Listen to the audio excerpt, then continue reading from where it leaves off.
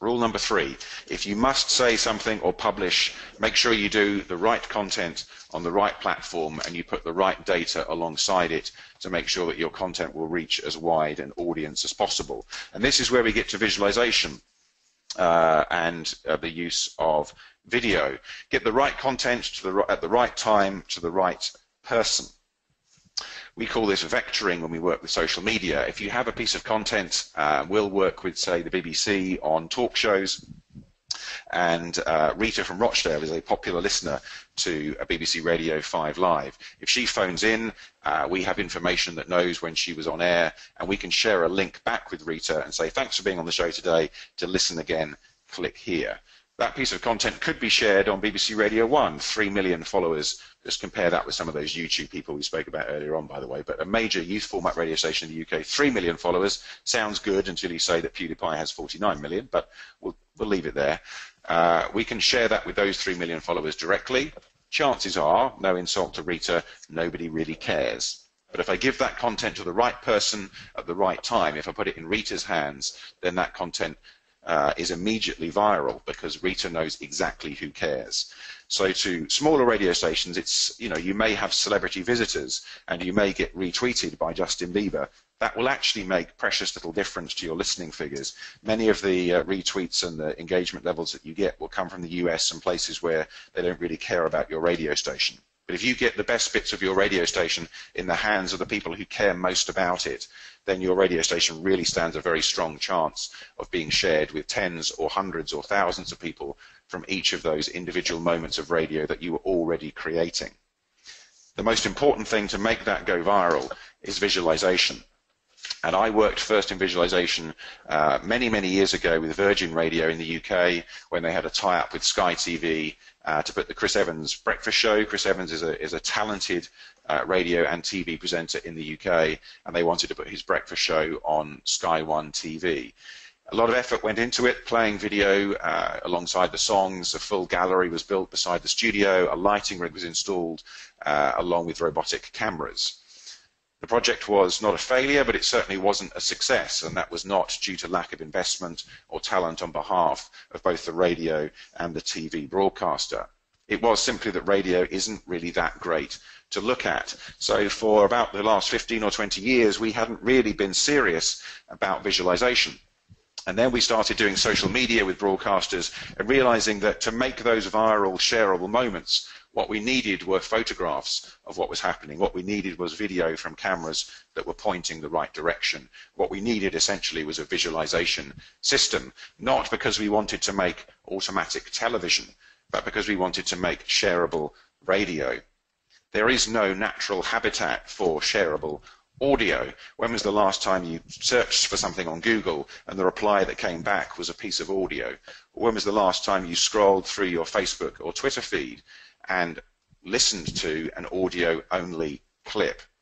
The important thing for radio about visualization is not that we want to become bad television. It's that by putting even relatively mediocre stills or even reasonably good video alongside our audio, we allow the best of our content, that audio content, to become shareable and discoverable on those platforms which are the habituated habitat of the modern audience, which do have search and discovery features.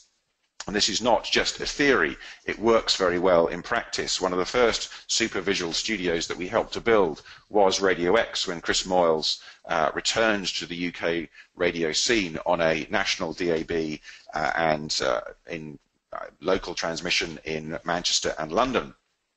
Within the first 10 days, there were 5 million views of YouTube clips of content filmed entirely automatically from that studio. These were not custom-made content for digital. This was just the best of the radio content from the radio station. And that station has, as part of the Global Radio Group, was a spearhead in their strategy of sharing video.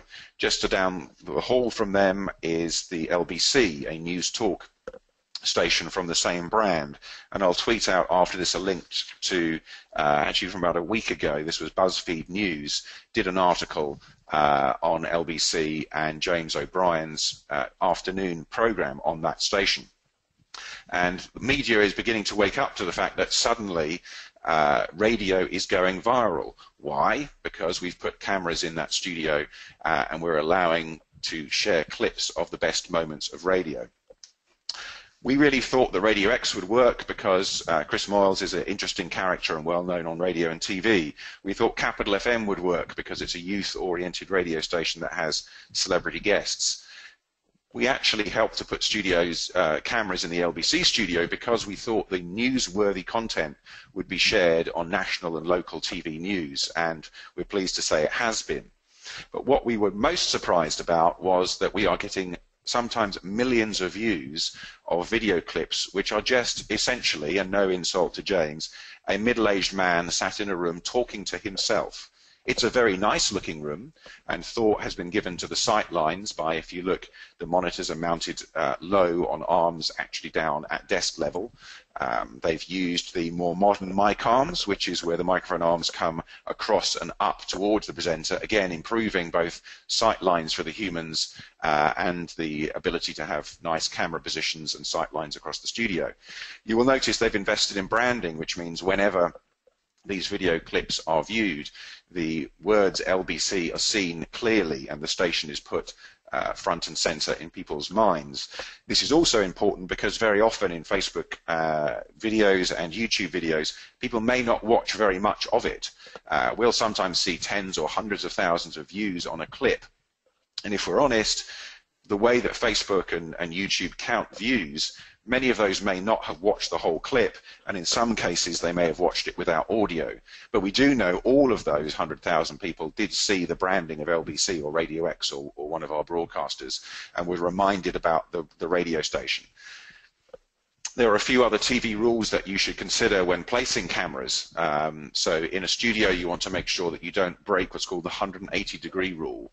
That's that the way that you lay the cameras out on one side of the studio without crossing over the 180-degree line avoids confusing cuts where it looks as if somebody jumps from the left to the right or is looking right and then you actually see the person revealed on the left. This studio has invested relatively heavily in reasonably TV-grade lighting. With modern cameras, you don't have to do that, but you should certainly consider color temperature and perhaps consider just putting some LED panels in the studio without generating too much heat.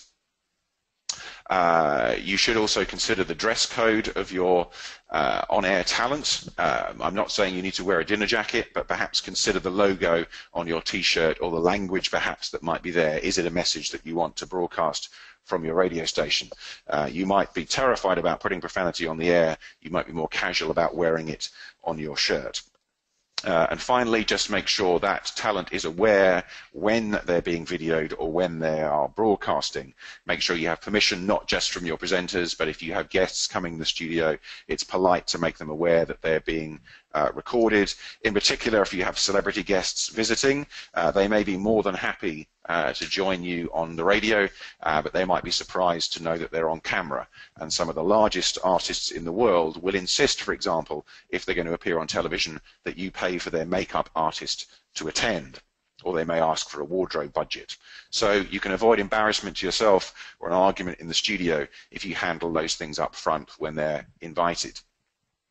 So there we have a boring, middle-aged man with wonderful content in a well-branded studio, reaching millions of new fans and followers. How? Because the audio content he generates, because the mood and the passion of his audience is remarkable, because having sat in the car and listened to his radio show, having moments in his radio show that made them laugh, that made them cry, that made them angry, that made them excited, instead of simply ending there, they could access these video clips that were shared through Facebook, that were tweeted, and then they could share them on with their friends and their family.